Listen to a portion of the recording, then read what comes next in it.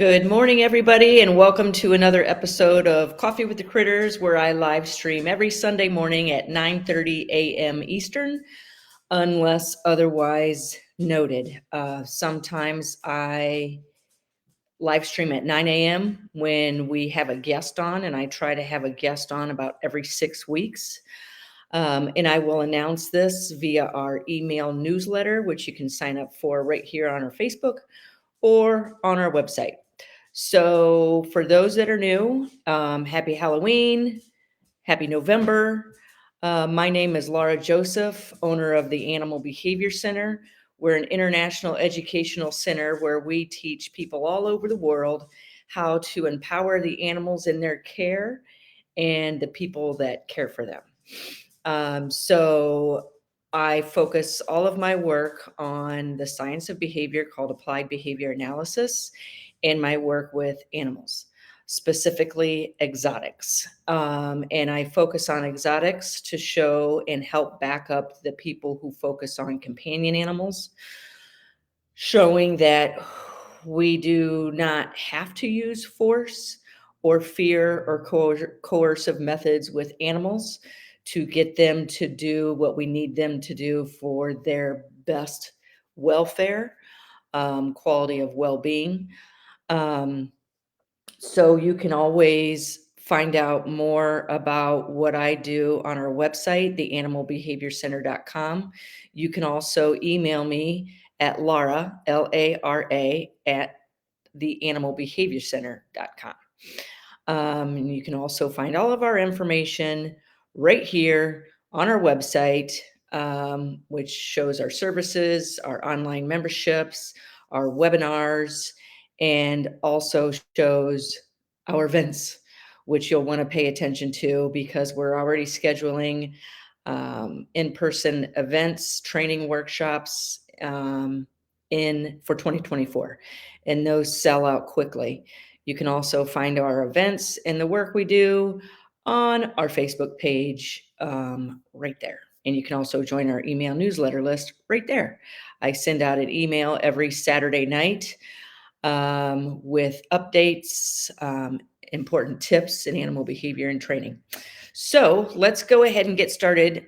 Today, we're talking about, I'm answering your questions on animal behavior and training. Oh, there's one more thing I wanted to mention. Somebody reached out to me this week and asked if I would do a recording for someone that would love to see my work with the lemurs. So, and I have agreed to do that. And so, what I decided to do during this holiday season, I'm going to give even more to you. And if you have a loved one on your list, your holiday list, especially if they can't get out of the house, if you're a teacher and you have a child or a student that would love to see something, if you have someone that you care for that is sick, especially during the holiday season, I want you to message me. You can message me. You can send me an email. I already showed my email list, or go to my website, theanimalbehaviorcenter.com. Good morning, Beth. Good morning, Tim. Good morning, everybody. Um, and I want you to tell me a little bit of their story, why they can't get out of the holidays, or if they're sick. Let me know, especially if there's a particular animal that would bring joy to their life. And what I'm going to do is I'm either going to live stream it or I'll probably record it and tell me their name, tell me the animal they want to see, especially if it's a parrot, uh, alligator, lemur, wolf, um, and even more.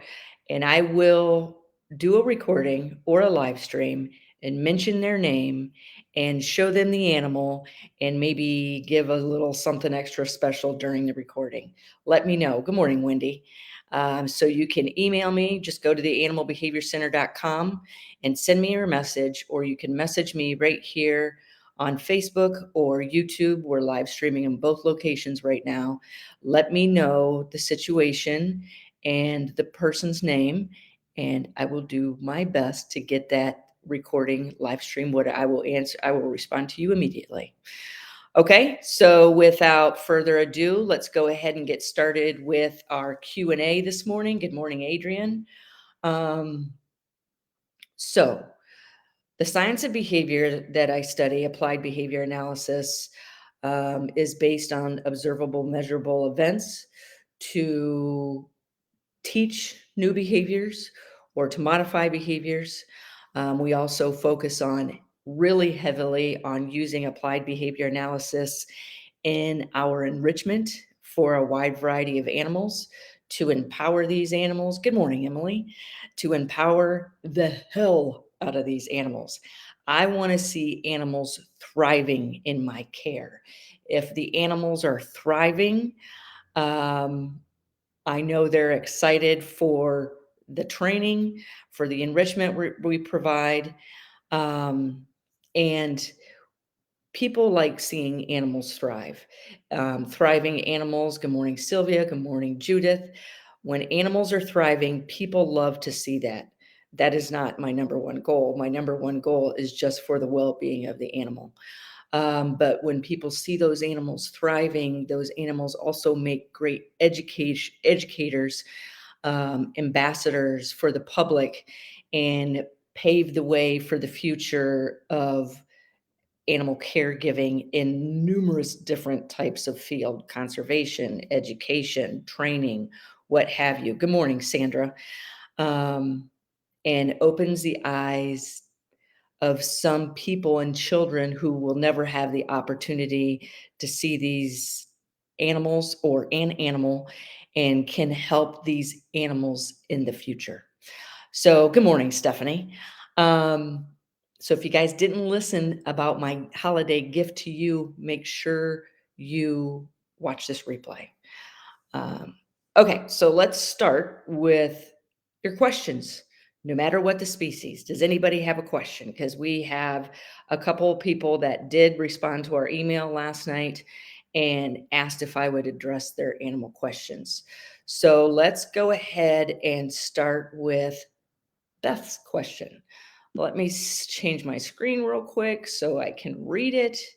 I have a 16-month-old sulcata tortoise. I have a little bit of experience with sulcatas, who is blind. I have a lot of experience with animals that are blind. He became okay, so he is blind. He became very ill with the herpes virus. It attacked his central nervous system and lost his sight. That's sad. Beth, I wanted to ask you how old this tortoise is. Although I've nursed him back to health with my vet's help, he won't eat on his own. Does he have an appetite? Is he not willing to eat, or he can't find the food? These are the things. This is how specific I get in our monthly Q&As in our online memberships. These are questions I would ask you.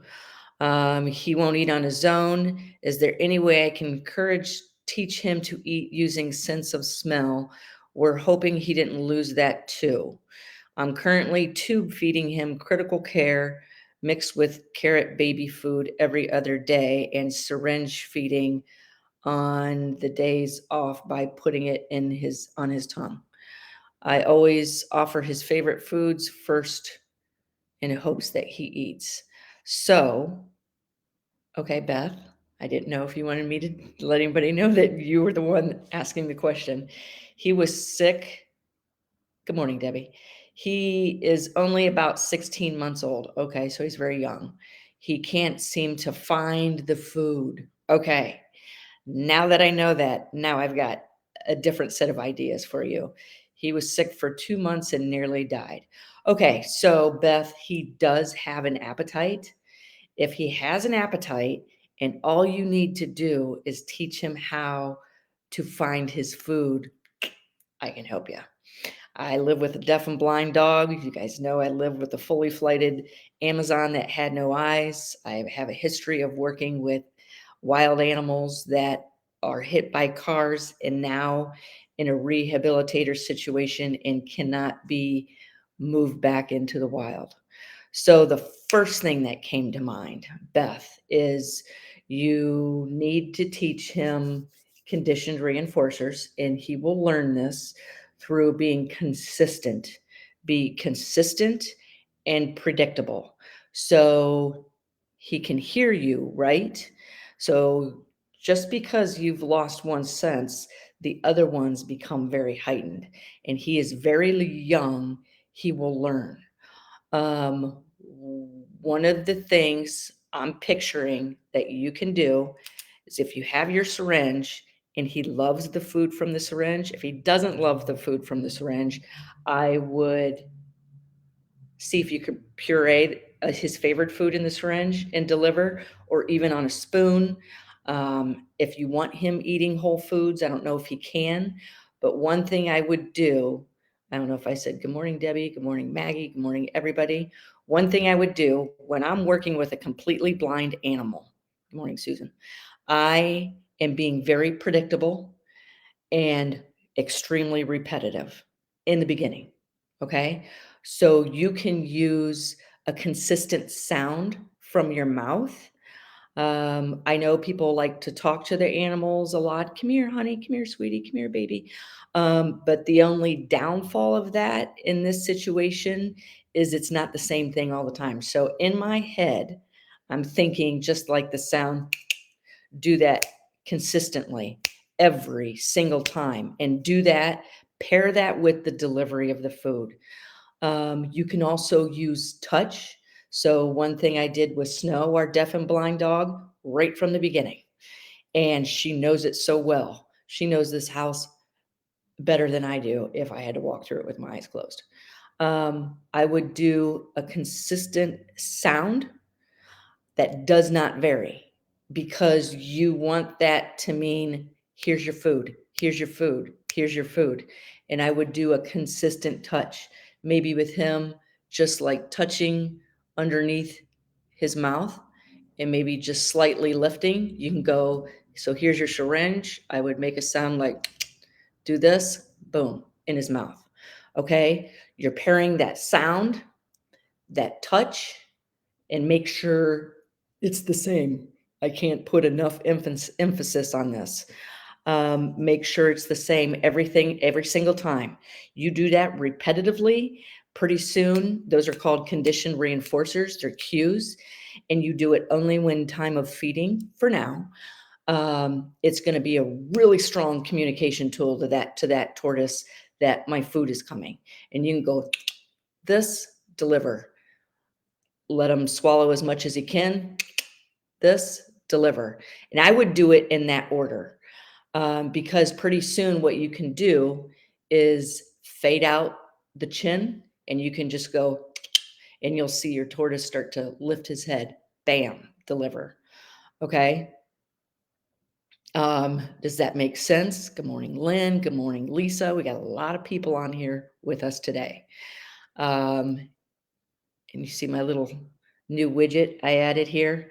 If you type something, your picture will show up on the screen. If you don't type something, because I know not everybody is typing something, because I can see who else is on. If you don't type something, your picture won't show. Okay, so Beth, do that.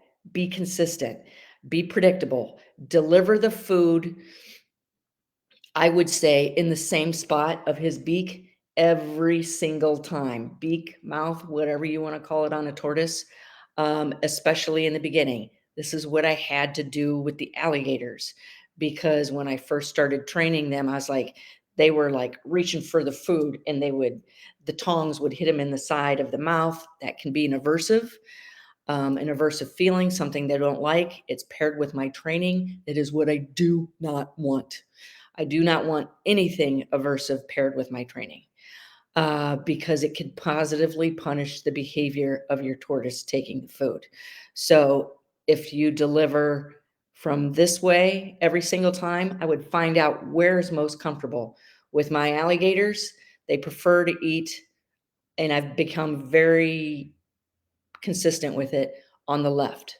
When I ask them to come to me and open their mouth, well, I throw it in their mouth, but in the beginning, I was always delivering it from the left so they knew how to, and I'm doing that with Bruce right now, the American alligator that's in the center. So you'll also see, Beth, if you start to do this, deliver. You'll also see, hopefully, we'll see, and feel free to message me and let me know how it's going because I'm sure the attendees, readers, followers would also like to know. What you'll see is you can slowly fade this out. I know I already said that, but I'm being consistent and redundant to make sure you understand every single step of the way. You'll be able to fade that out because you're going to see your tortoise start to lift his head. And then with the consistent putting the food in the mouth, you're going to see he's going to lift his head and he's going to start to open his mouth. Okay. Once you have that, Beth, now you can start recall training him and you can teach him through touch and sound. Maybe your recall is just a come here, come on. Maybe it's a certain tone of your voice, but I would make it short, sweet, and simple so the animal understands very quickly. I've target trained a lot of tortoises, recall trained a lot of tortoises, and they're quick to learn and they're fun to train. So, training is communication, it is a dialogue you're creating with that animal. Beth says, okay, so maybe the tube feeding, which he hates, isn't aversive. It might be. It might be. Let's see if you can train, but he still has to have that, Beth. If he has to have that, you keep doing it because in situations where I have to use force, it's because the alternative of not using it is worse. The alternative of him not eating is death, and don't want that. So if you have to tube feed him, I if he does not like the tube feeding, do not go this. Do not pair any of that because you're pairing it with an aversive. I would grab him, tube feed him, but in the times that you're not tube feeding him, I would take his most highly valued reinforcers um, and deliver those when you're training. This makes sense. And hopefully he starts eating whole foods like dandelion greens. I know they need hay. I know this is Jason. He's who I consult with on diets, which reminds me I need to get a new species, a new diet. If he likes like sweet potato chunks, I would boil chunks, small chunks of sweet potato and really small chunks so it makes it easy for him to, and I would boil it too because it makes it soft and mushy for now until he starts getting excited and ready for more. Then you can start feeding him whatever you feed him. Okay. And get that recall started. Debbie says the Cardinals, Blue Jays, and Woodpeckers don't seem to. What are you talking about? You guys must be having a conversation on the side. um, so we had another question. Good morning, Shannon. Didn't you just have a birthday here recently? Happy birthday. I don't know how I remember some of this stuff. Beth says, it does. I'm so excited to try this. Thank you. You are very welcome. We do have another question. If nobody has one on here, did anybody post a question and I didn't see it? Wait a second. I think Tim may have. I'm scrolling. I am currently using science to get the hawks to avoid my pigeons in training. Are you flying your pigeons during training? And I'm assuming that these hawks are wild hawks. I am playing a loop of crows on a speaker box. Okay. Is that loop of crows making your pigeons nervous? And your consistent loop of crows they may learn that there are no crows. Just saying. I'm scrolling through, um, and those oh, I was just gonna say the plastic owls. I did a plastic owl. I think that would work for blackbirds. The hawks don't seem to care about the plastic owl. I have a photo I took years ago of on top of a building was a restaurant, was a plastic owl to keep all the pigeons and the blackbirds away, and there were blackbirds perched on top of that owl plastic owl's head. So, birds, depending on the species, can be extremely intelligent, and they learn that that owl's not real. It's a perch that I'm pooping on now. Um, so I would try to find something else. I guess I need to know, um yes, the pigeons are flying. The pigeons don't mind the sound, but I am trying anything to make them stay away. So, just the pigeons themselves flying around are probably the reinforcer for the hawks. So, are you flying them all at the same time? Are you flying them individually? Because that's going to make a difference. Uh, um, let me give this some thought. One thing, so you want the hawks to go away while you're flying your pigeons. Is there any way to unfortunately, the pigeons are the reinforcer for why the hawks are there.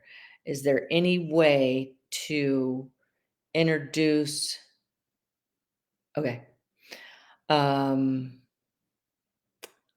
some type of aversive. So I will use an aversive if I don't care about the behavior or the individual or the animal. If you could find a safer place to fly them, Tim, I don't know if that's possible. Fly them at a certain type of day when you know the hawks are hunting elsewhere. Unfortunately, once hawks find a food source, they stay there. Um, if there was like I'm thinking of some the first thing I would do is watch their pattern, the hawk's pattern throughout the day. So hawks roost will perch for long periods of time. Um, but I've also watched hawks in the wild, and there's certain times of the day they stick around, and certain times of the day they don't, where they're off hunting elsewhere. That's the first thing I would suggest. Um, I am doing it at different times. The hawks knew by 8 a.m. I am flying, so they are swarming my house by 7 a.m. sometimes. So you're being predictable, and they know potential food comes out at 8 a.m. So stop. That's the first thing I would do is stop training and flying your pigeons at a particular time. So you've taught the hawks that the pigeons are going to fly at a certain time. I would try to fly at a different time before introducing another aversive that I was thinking about, which is just like throwing a frisbee or tennis balls up in the air, but I don't know how long that's going to work either. I do have another question I wanted to get to. Tim, reach out to me, let me know how it works. I highly suggest flying them at a different time. Another question I have is from Stephanie in North Dakota. She says that she's got a situation. You're welcome. She has a situation where one dog, she has lives in the home with two dogs. Um, the she just got a younger dog, and it's learning things from the older dog that she doesn't want it to do. And her particular instance right now is barking. So her other dog will bark when anybody passes the window. The younger dog wasn't doing that, but now the longer that the younger dog is in, he's starting to bark when the older dog barks. So with that, um, Hang on, Carmen. Um, what you need to do is train the older dog because the older dog is training the younger dog. This is the same with parrots. When we have one that's screaming and one that isn't, and the one that screams at different times and the other one is starting to learn, you have to teach the one that has the behavior concern. So, Stephanie, I would train the older dog. And you know what my next question is going to be, or maybe you don't. What do you want the dog to do instead? So, dogs can't, yes, they can bark and eat at the same time. So, you could, in order to change a behavior, you need to replace it with another behavior. So, your dog barks. First thing I would do is, when is the dog barking? How long is the dog barking? Why is the dog barking? And when you can answer that why, you have found the reinforcer behind the behavior of the dog barking. So we don't reinforce dogs, we reinforce behaviors. Um, okay. What else does the dog already know how to do? Teach the dog to do alternate behaviors other than barking. If they are foraging, they don't bark. You can also, and we were just talking about this in level two, well, not level two anymore, our advanced applied animal training and behavior membership. Um, you can use counter conditioning and desensitization. So find a reinforcer a positive reinforcer that the dog loves. Good morning, Therese. That the dog absolutely loves. All right. And the harder the behavior, the longer the behavior has been happening, the longer the history of reinforcement. Meaning that dog has been barking at people walking by the front window for 5 years. That's 5 years of history that you have to counter condition and desensitize. And in my personal opinion only, it does not, in my experience, it does not take near as long to change that behavior as it did for that behavior to get to this point. It took 5 years to change that behavior through understanding behavior, effective use of reinforcers, redirecting attention, reinforcing alternate behaviors. Those, once you start implementing that, you can change. Hey, good morning, Emily. Um, you can change that behavior. So if the older dog's teaching the younger dog to bark,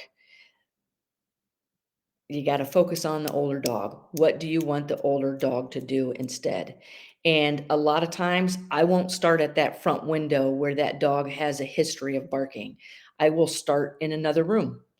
And a lot of times, if the dog, I don't have my phone on me, but if the dog is barking at sounds, I find a sound app on my phone and say it barks at knocking or I don't know.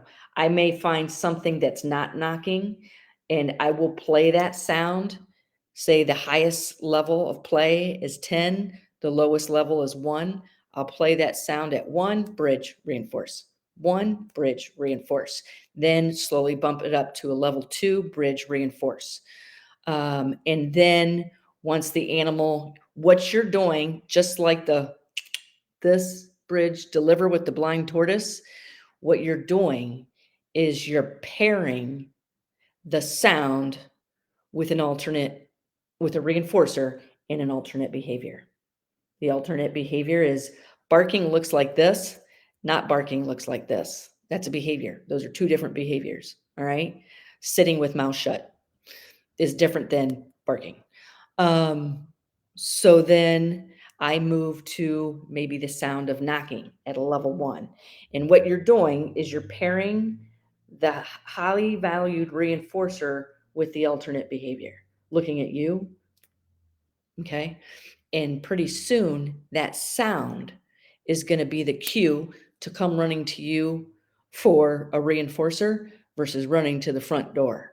And then yes, your dog is going to start running to you all the time. Yes, you'll want to have that reinforcer on you because in the beginning, because continuous schedules of reinforcers continuous schedules of reinforcement is the highest, most effective way to teach or train a behavior.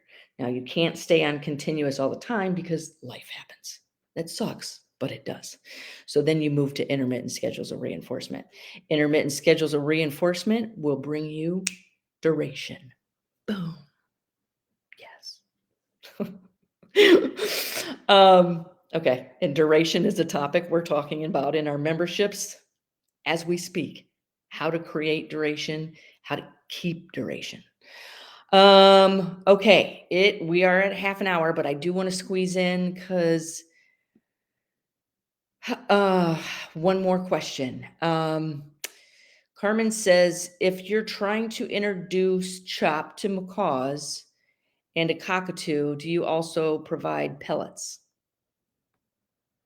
We only feed one type of pellet. We don't feed processed food, so we don't feed pellets. Well, the one type of pellet we feed is a cold pressed pellet because the heat takes the nutrients out and the heat also produces carcinogens. So that's why my dogs eat raw, my birds eat raw. Raw doesn't mean raw meat. Um, so I've learned this through Jason as well. Um, what I'm going to say is if you're trying to introduce your animal to a new food, I will take the food that they're used to eating and mix it in with the new food. So the food that you're do I want to say the food that they're used to eating is more abundant? If it is, you'll eventually want to take the food that they're used to eating and start decreasing while the alternate food starts increasing. And a lot of times with situations like this, because if they're refusing, this is just my opinion, and this is just how I introduce animals to a new diet. Because if they have a history of eating this alternate food, they're going to want it. But if you want them eating both foods, Carmen, yes, I would provide both. Um, Something else I do when I want to introduce a new food is I will take the new food. If they aren't eating the new food, I will take it in a food processor and process it and get it really fine and sprinkle it and mix it in through the food so they can't help but eat it.